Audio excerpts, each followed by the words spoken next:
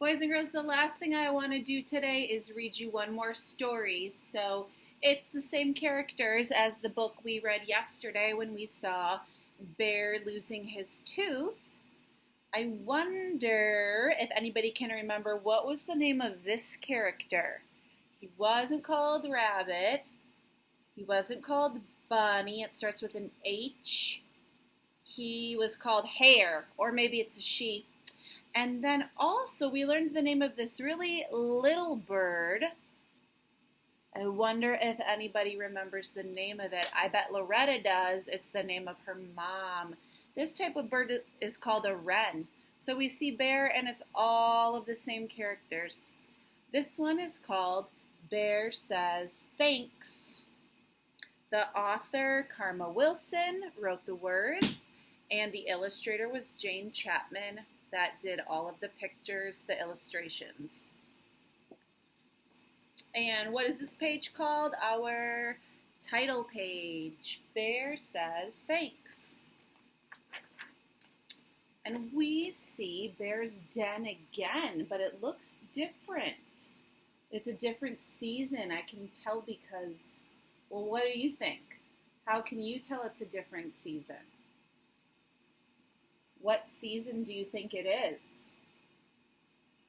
I see lots of colorful leaves, and some of them are falling, so I think it must be fall.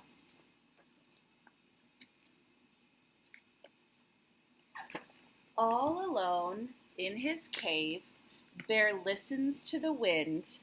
He is bored, bored, bored, and he misses his friends.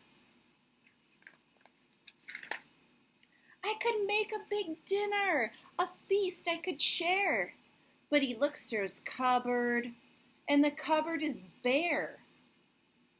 I don't think the author means bare like this kind of bare. When they say the cupboard is bare, that means it's empty. Then Mouse stops by with a huckleberry pie, and the bear says, "Thanks." And two punctuations I noticed there are that there's our quotation marks. We know Bear is talking, and he's excited. There's an exclamation mark. You can barely see teeny tiny little Mouse with his pie. Bear says, "Goodness me, a delectable pie. But I have made nothing," he adds with a sigh.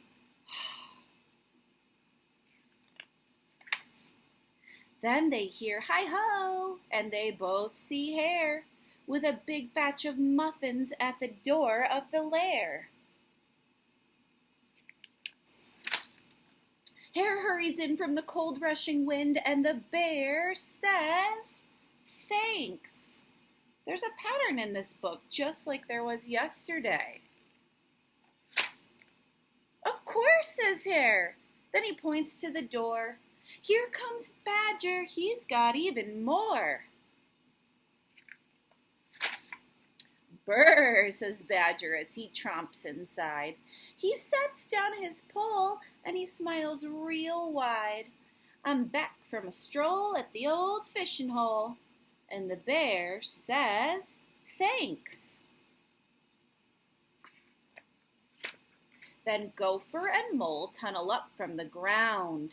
"We have warm honey nuts, let's pass them around." There's a flap and a flitter and a flurry in the den, when in flutters Owl with Raven and Wren. "We have pears from the tree and herbs to brew tea." And the bear says, "Wait!" Ooh, the pattern changed. She didn't say thanks this time. Bear mutters and he stutters and he wears a big frown. Bear sighs and he moans and he plops himself down. "You have brought yummy treats. You are so nice to share. But me, I have nothing. My cupboards are bare." Mouse squeaks, "Don't fret. There's enough, dear bear. You don't need any food. You have stories to share." His friends hug him tight. It will be all right. And the bear says, thanks. They lay out their feast on a quilt on the ground, and the bear takes a seat while his friends gather round. In a cave in the woods, in a warm, bright lair, the friends feel grateful for their good friend Bear. They pass around platters, they tweet and they chatter, and they all say thanks.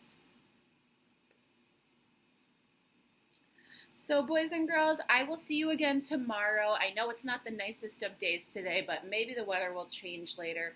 Otherwise, you could have a dance party inside. I told you about the shape hunt, but you could look for 2D shapes too. You could look for circles and squares and rectangles and triangles. And parents, there is a website called Go Noodle that is kind of like indoor exercise ideas for children. We've used that before on rainy days at school. So I believe it's free for anybody to sign up for an account. So that's another idea for today. So till tomorrow, have a good day and a good evening, and I'll be thinking of all of you.